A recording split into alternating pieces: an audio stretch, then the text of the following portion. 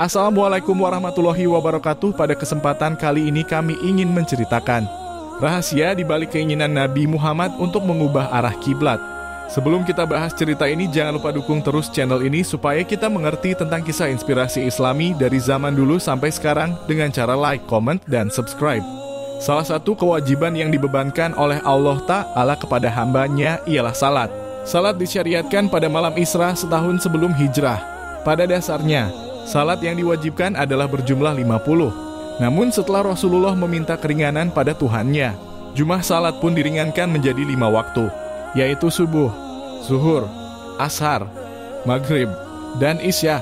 Setelah menerima perintah salat, malaikat Jibril pun disuruh untuk mengajari beliau tentang cara pelaksanaan salat yang telah diterimanya. Salah satu cara pelaksanaan salat ialah dengan menghadap kiblat. Sebelum Rasulullah hijrah ke Madinah, salat wajib menghadap ke Baitul Maqdis sebagai kiblat pertama dalam Islam.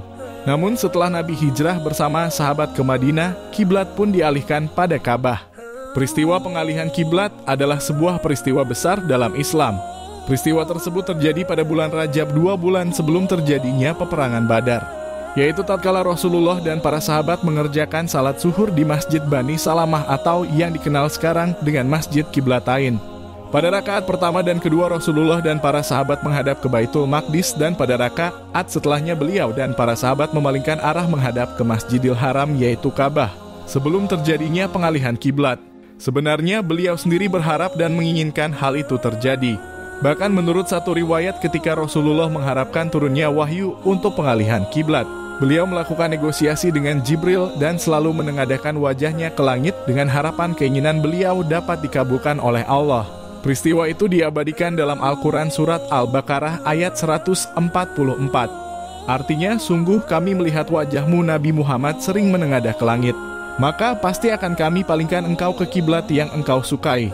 Lalu hadapkanlah wajahmu ke arah Masjidil Haram. Dimanapun kamu sekalian berada, hadapkanlah wajahmu ke arah itu.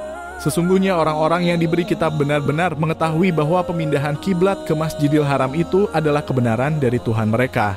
Allah tidak lengah terhadap apa yang mereka kerjakan. Dalam kitab Rawai Al-Bayan Tafsir Ayat Al-Ahkam min Al-Quran karangan Muhammad Ali Al-Shabuni, dijelaskan bahwa ada 4 faktor yang menyebabkan Nabi sangat menginginkan untuk menghadap ke Ka'bah dan tidak lagi menghadap ke Baitul Maqdis, yaitu sebagai berikut. Pertama, agar berbeda dengan kaum Yahudi. Kaum Yahudi ketika melakukan sebuah ritual ibadah, mereka menghadap ke Baitul Maqdis sebagai kiblatnya mereka. Bahkan mereka tidak segan-segan mengejek dan mengolok-olok Nabi Muhammad ketika mengerjakan salat, namun harus menghadap ke Baitul Maqdis pula, yaitu dengan melontarkan ucapan, Muhammad menyalahi kita, sedangkan ia sendiri masih mengikut kiblat kita. Seandainya bukan karena kita, ia tidak tahu kemana harus menghadap ketika ia melakukan ibadah. Sebuah perkataan yang menyakiti Nabi dan mendorong beliau menginginkan pengalihan kiblat. Kedua, Ka'bah adalah kiblatnya Nabi Ibrahim. Nabi Ibrahim adalah bapak keturunan dari Nabi Muhammad. Risalah yang diemban beliau adalah risalah Nabi Ibrahim, sehingga beliau ingin mengembalikan arah kiblat sama seperti arah kiblat pada masa kerasulan Nabi Ibrahim. Ketiga, untuk memikat orang Arab agar masuk Islam. Keempat, Nabi menginginkan menghadap kiblat pada tanah kelahiran dan tempat tinggalnya, yaitu Ka'bah. Cukup sekian dari singkat cerita ini apa yang kami bahas, semoga dapat manfaat bagi kita semua. Waalaikumsalam warahmatullahi wabarakatuh.